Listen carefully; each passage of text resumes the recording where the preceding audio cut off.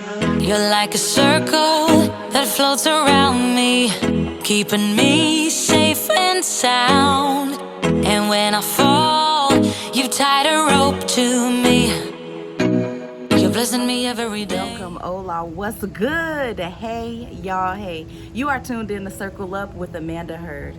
This week's episode 8, we talked about being peace-filled.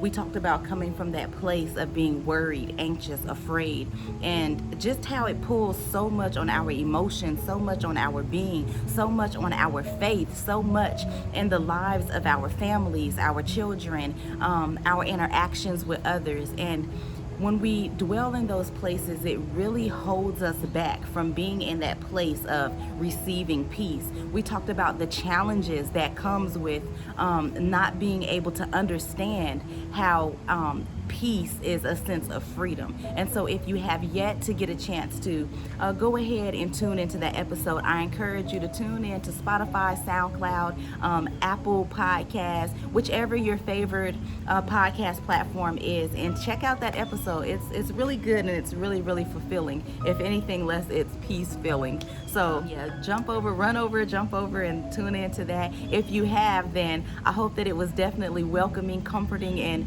there was something in there that you were able to really grab hold to. You were able to really be able to take something and share with somebody else, or take something for yourself and add it into exactly where you are. So let's dive right on in to the bonus clip. Okay. So, being peace-filled, first and foremost, this is a feeling that we cannot gain on our own. We stress this over and over and over and over in this episode. Being peace-filled is a feeling that can only come from God Himself. We can experience a lot of calmness throughout our time. We can experience a lot of times that kind of cool down, and it seems like, all is going well. It seems like all is fine. It seems like we're in a moment of happiness, a moment of fulfillingness. However, without that fulfillment of peace, then we are not truly experiencing a place that we were called to dwell in. And so once we begin to align our problems, our situations, our being into the hands of God, He will fill us up in peace.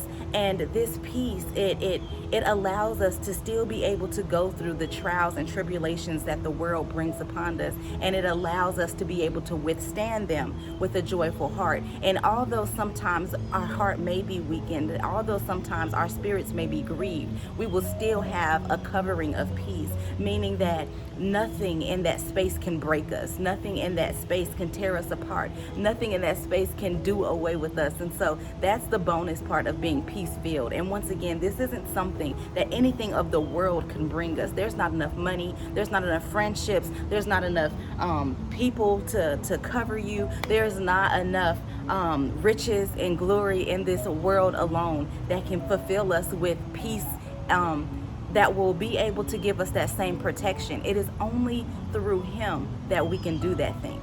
I want you to understand, though, that when we desire to be peace-filled, when we desire to submit ourselves in His will, and we desire to call ourselves, and when I say call ourselves into this place, I'm saying, say, God, this is the place where I desire to be. I want you to understand that there's few things that comes with that can be a little surprising.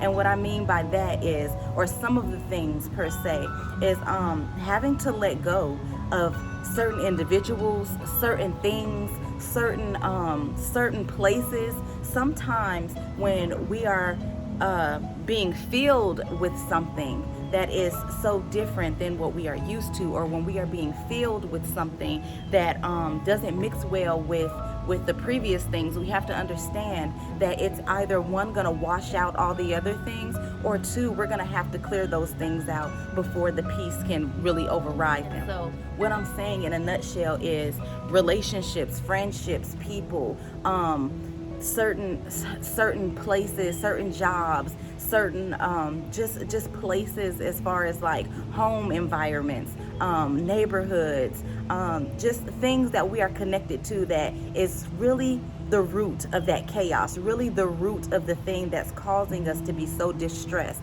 A lot of times God will remove those things or will show us how we have to disconnect ourselves from those things in order for him to fill us up with that peace. And so I don't want you to be alarmed when things begin to shift, when things begin to look a little different, feel a little different. People that you expected to never let go of, you have to let go of. People that you thought would always be around, places like workforces that you thought you would be working at another 10 years, that you thought that you would be the face of this company. You thought that, you've helped build this place up to, where it is now. You could never see yourself leaving. But even those things at times, if it's the root of the chaos, don't be alarmed that it will be uprooted.